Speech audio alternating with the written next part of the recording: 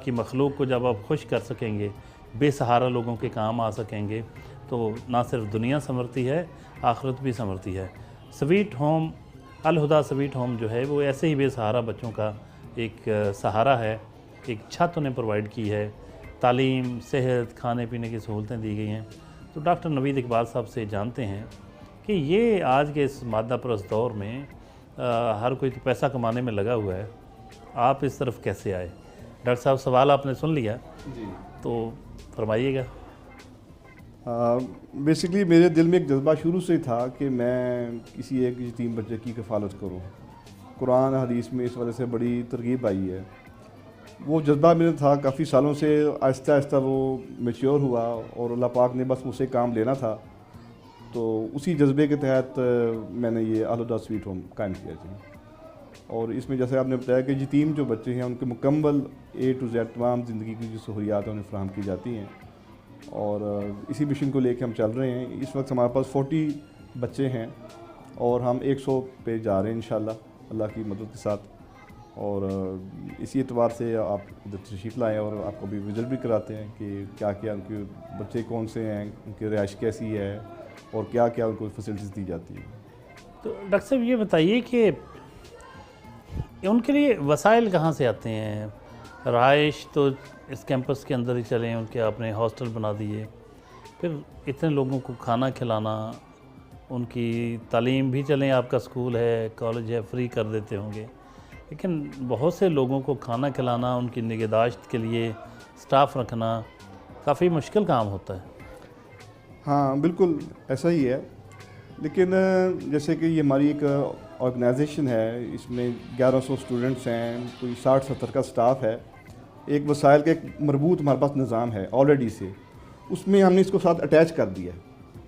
Attach करने से बहुत सी चीज़ें हैं जो बैलेंस हो गई हैं। एक बंदे ने जस्ट स्वीट होम स्टार्ट करना है, एक बंदे के पास एक पूरा सेटअप है, तो डिफरेंस काफ़ी आ जाता है।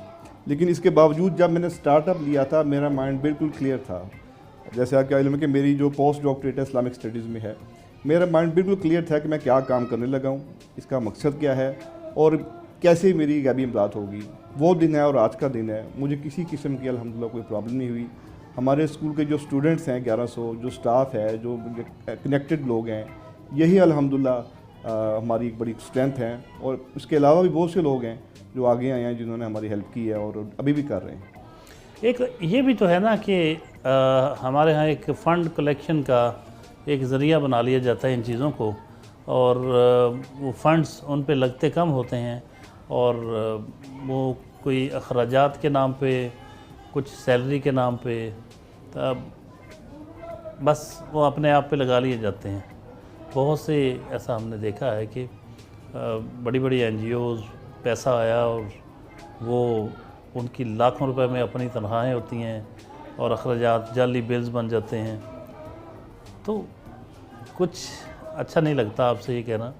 ऐसा माइंड तो नहीं कुछ कि चले इनको दिखा के और बाद में हम कुछ और? नहीं, बिल्कुल बिल्कुल, अल्लाह का शुक्र है, अल्लाह ने बहुत कुछ दिया हुआ है जी, अल्हम्दुलिल्लाह। और हमने बिल्कुल इसको ट्रांसपेरेंट रखा हुआ। आप अभी भी चाहें हमारा सारा ऑडिट कर सकते हैं। एनी पर्सन कैन, जो फंड देता है नहीं देता है वो चेक कर सकता है कितने पैसे आ रहे हैं, कहाँ लग रहे हैं, कहाँ जा रहे हैं। एनी टाइम अवेलेबल है हर बंदे के लिए। और अल्हम्दुलिल्लाह जैसे बताया कि अल्लाह का शुक्र है, ना इस चीज़ की ज़रूरत है और ना ही मेरी जो तालीम है जो मैंने हासिल की है वो इस हवाले से इस चीज़ की इजाज़त देती है। तो अल्हम्दुलिल्लाह मैं इस चीज़ से बचा हूँ और जो लोग कर रहे हैं अल्लाह उन्हें हिदायत। मैडम बताइएगा कितने बच्चे यहाँ हैं? ये 35 मेरे पास बच्चे हैं।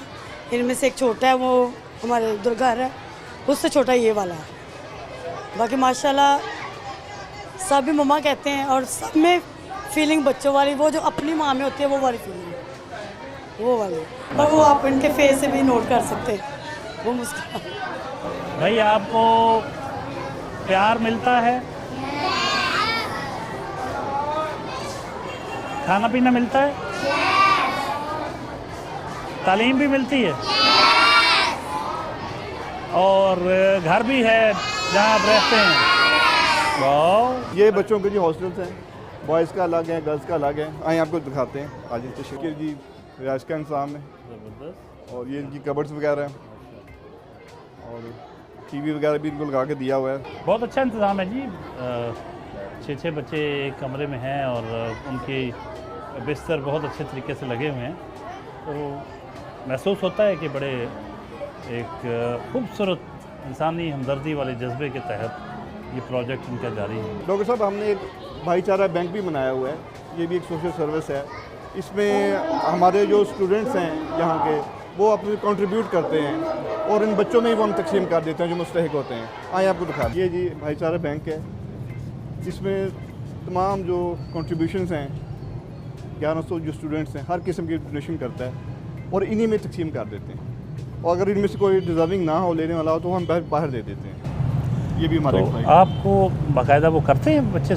जी जी, बड़े जोश और खरोश से करते हैं। अच्छा जी, इनके जो इंचार्ज हैं वो एक मतलब जो भी मोटिवेशन देती हैं बच्चों को, और बच्चों के पास जो भी ऐसी स्टाफ होता है जो उनके काम का नहीं है या एक्स्ट्रा हो गया या ज़रूर से ज़्यादा है, मतलब वो पैसे प्लस कोई भी फिजिकल कोई चीज़ हो सकती है।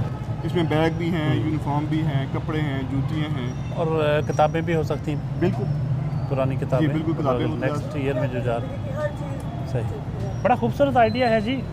जैसे मैंने कहा था कि अगर जहन माइंड अप्लाई किया जाए तो बहुत कुछ हो सकता है। इसी स्कूल में बच्चे वो भी हैं जो मामूल के मुताबिक तालीम हासिल कर रहे हैं स्कूल और कॉलेज में, लेकिन वही बच्चे अपने उन साथियों के लिए डोनेट भी करते हैं अगर वो चाहें तो।